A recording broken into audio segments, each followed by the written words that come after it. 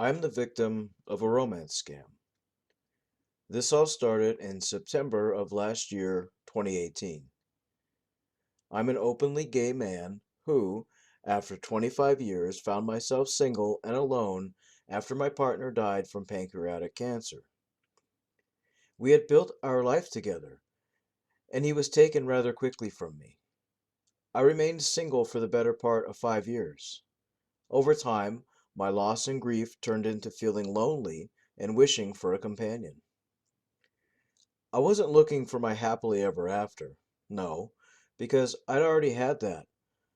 But what I was looking for was maybe a kind man who was like minded and I could learn to care for and share my life with over time.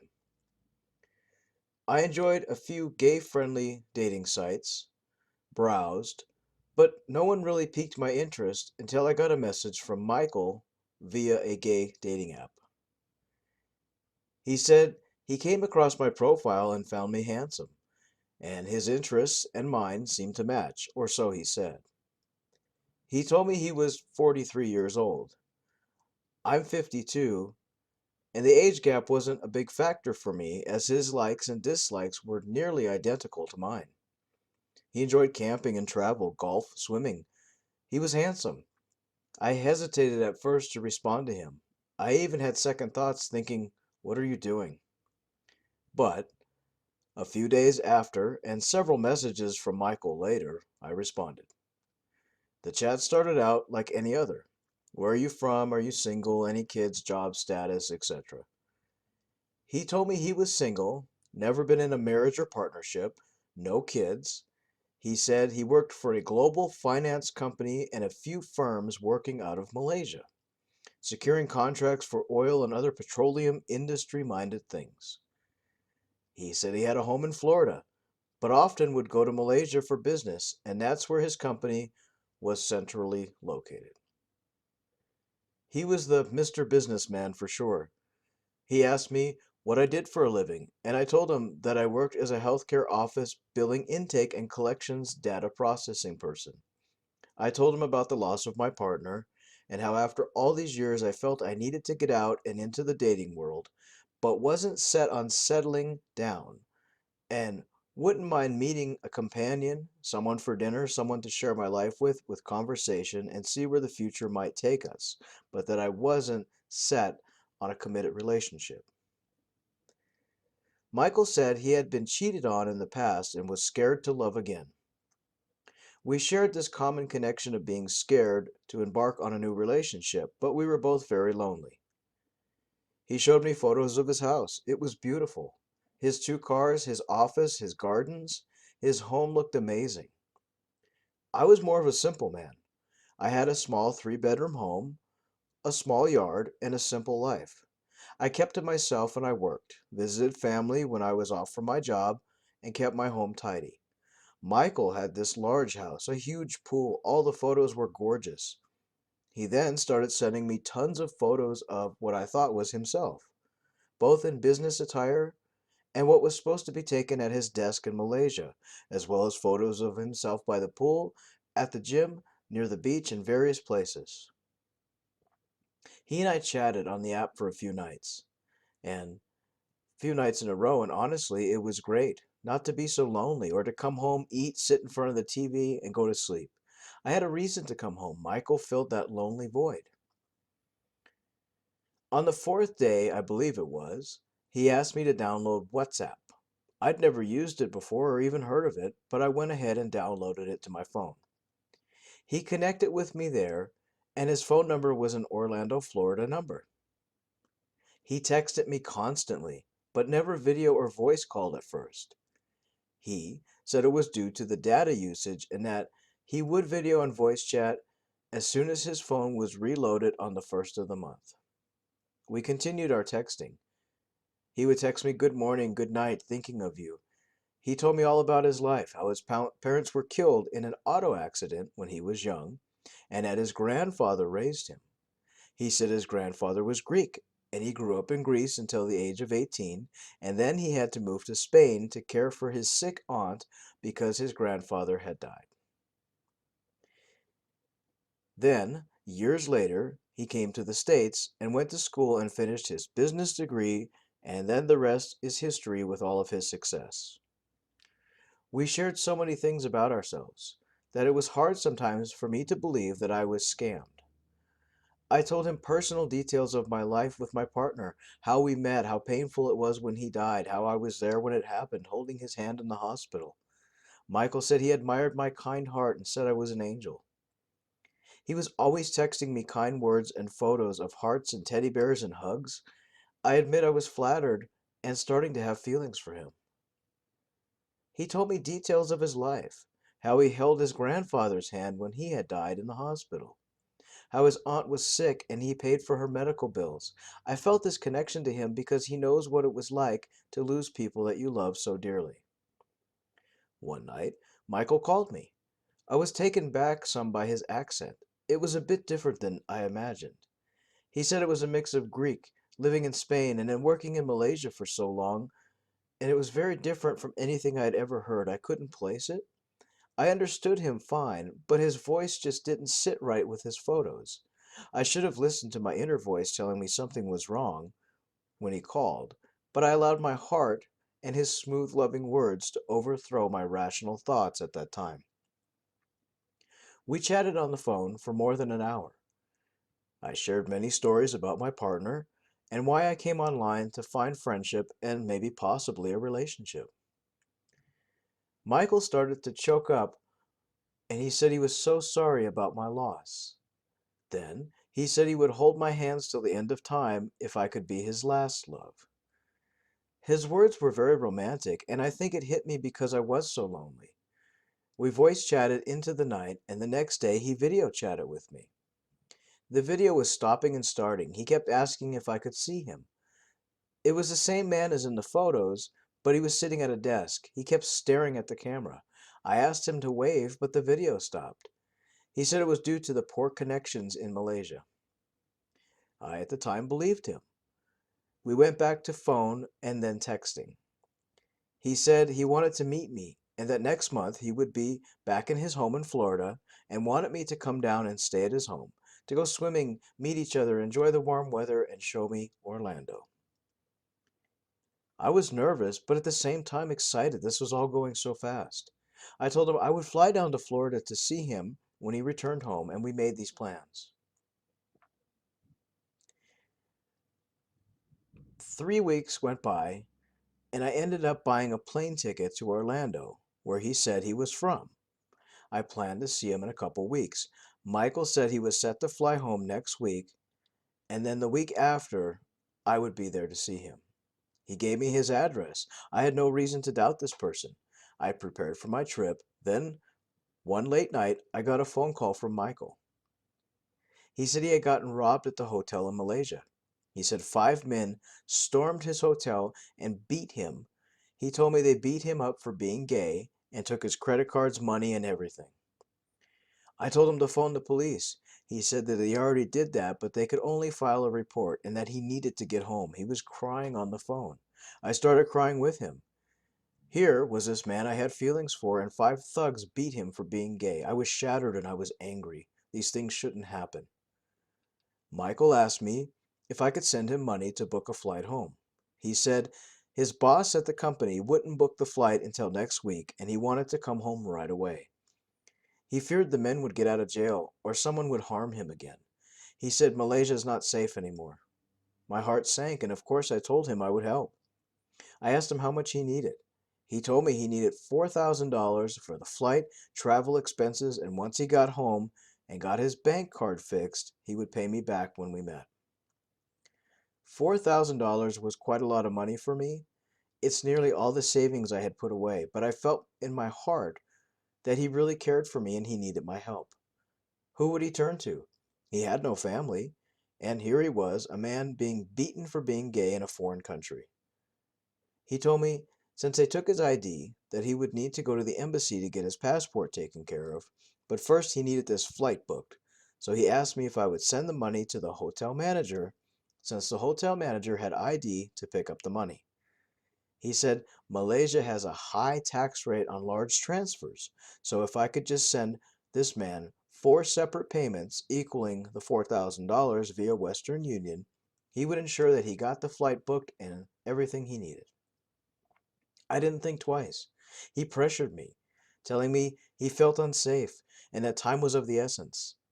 He then told me he loved me and he could see a life with me, but he feared he would be killed if word got out that a gay man was beaten. They might send gangs after him to beat him again or even kill him. Every time I paused to think, he pushed me with urgency and loving words. He manipulated me. I told him I would send the money now and asked for the name of his hotel manager. The name was of a Ghanaian man he said managed the hotel. Michael told me many people from Ghana live and work in Malaysia, so it would be very safe and secure, and the government wouldn't question the transactions. He trusted this hotel manager. So I sent the money in equal payments. Michael told me he would be home in 48 hours. He said he got the money right away, literally within a half an hour of the money being sent, and there it was picked up. He said he would call me when he arrived in Florida. I waited and checked my WhatsApp constantly, almost obsessively. Finally, he said he was home.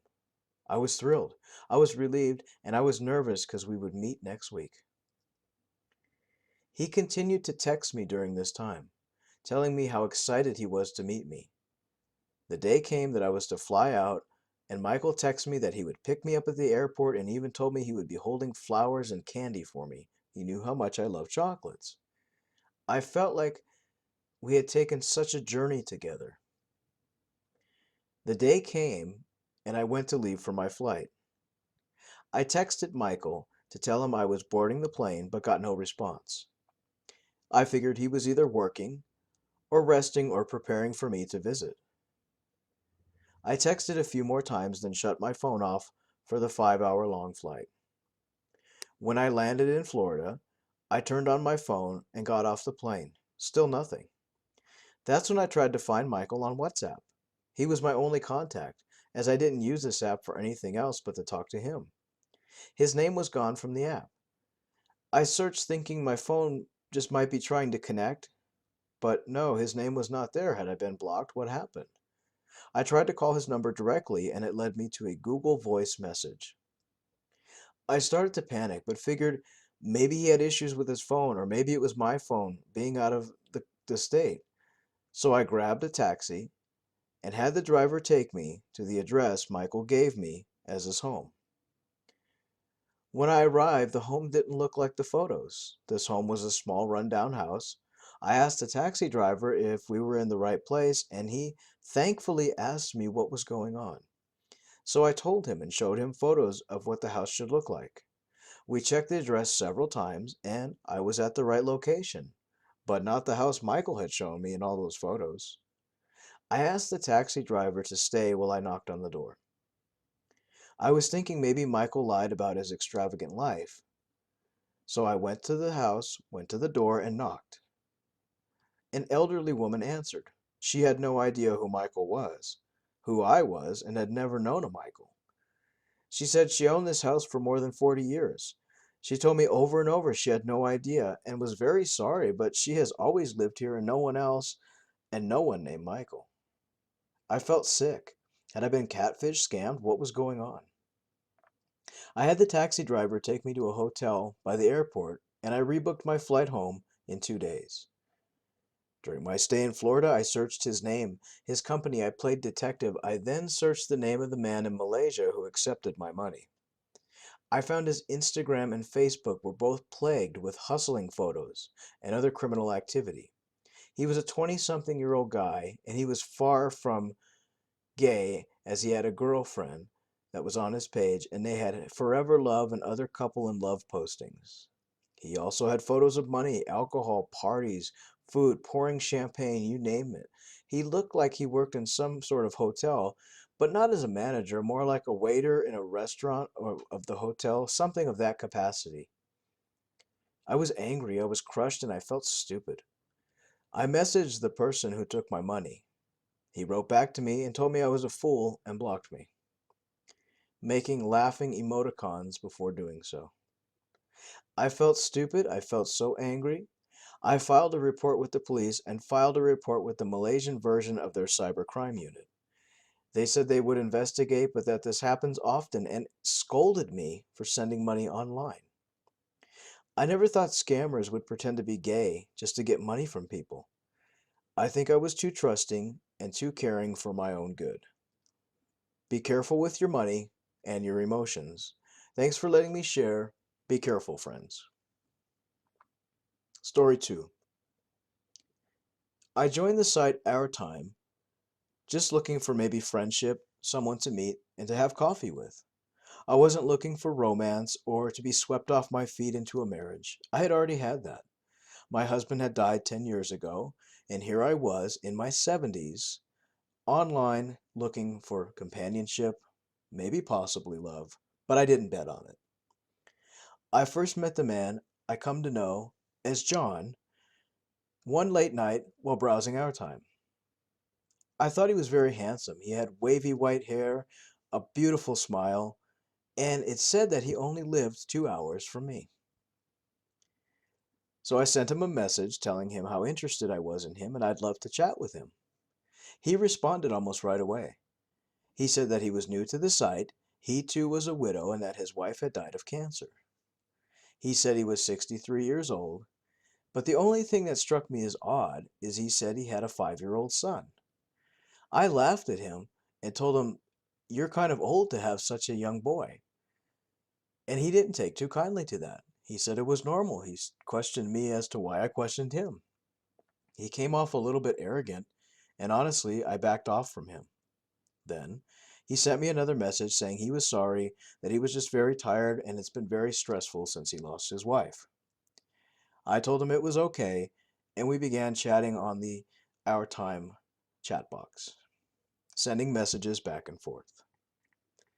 Finally, after a few messages and him telling me that he worked in several different industries, doing gold buying, gemstones, and brokering for jewelry companies across the world, he asked me if I had Google Hangouts. I'm not really great with online, and I barely know how to work my phone, but I told him I would try to download the app. I didn't know what it was. He walked me through the process of downloading Hangouts. He told me how to sign up for a Gmail and then how to sign up for the Hangouts app. I felt like he was coaching me, pushing me along. He couldn't believe that I didn't know how to use that app. But I told him, I'm not computer savvy and I'm not tech savvy. I had a simple smartphone. Finally, once the app was downloaded, he started talking to me there, messaging me, telling me about his life, his homes that he had in Texas. He had a home in California.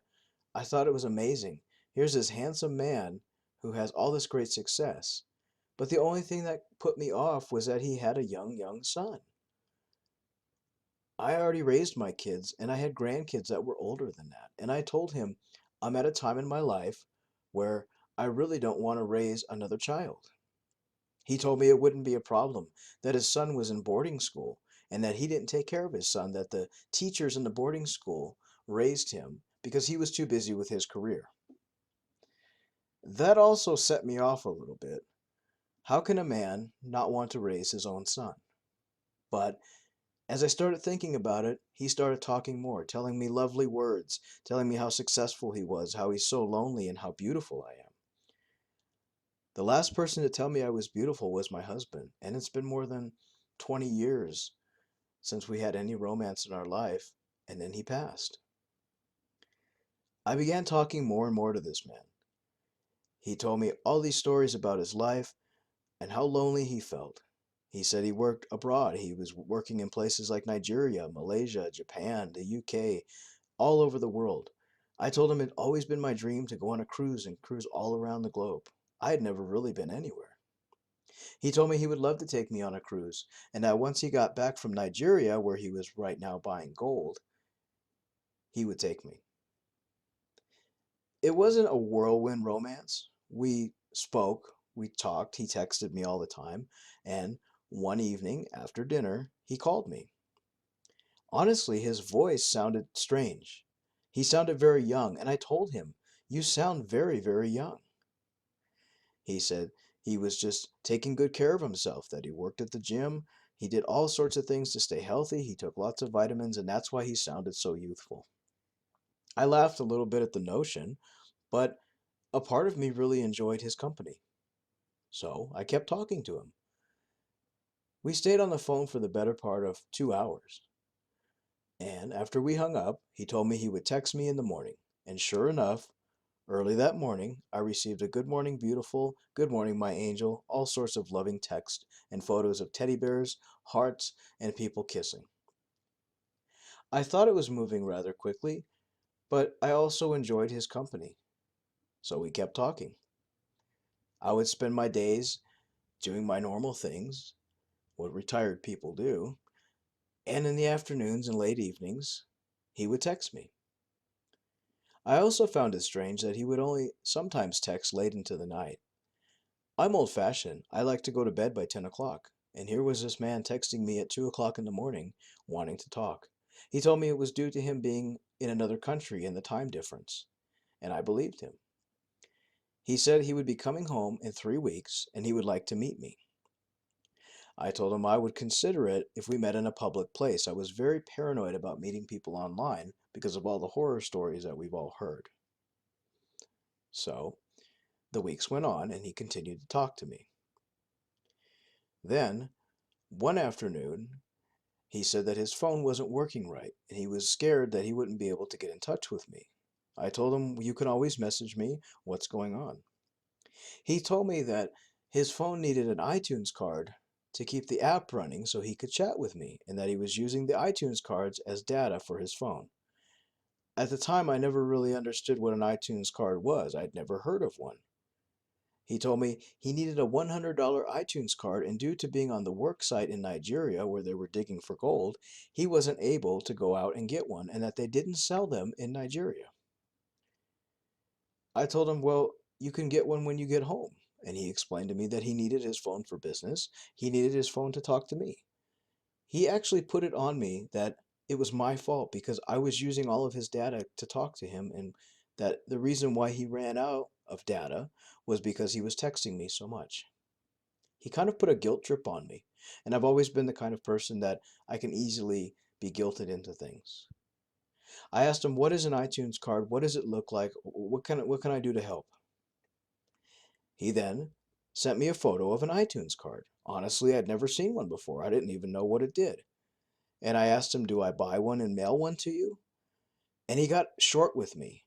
He told me, "No, you just buy it at the store. How come you don't know what they are?" And scolded me like a child. I told him if he was going to talk to me this way, that maybe we can't have a relationship because he's being so disrespectful. He then apologized and said he was sorry, that he was just upset that his phone was going to be shut off and that he wouldn't be able to speak with me. I went ahead and went to the store and bought him a $100 iTunes card. He had me scratch off the back and take a photo and send him a picture of the card.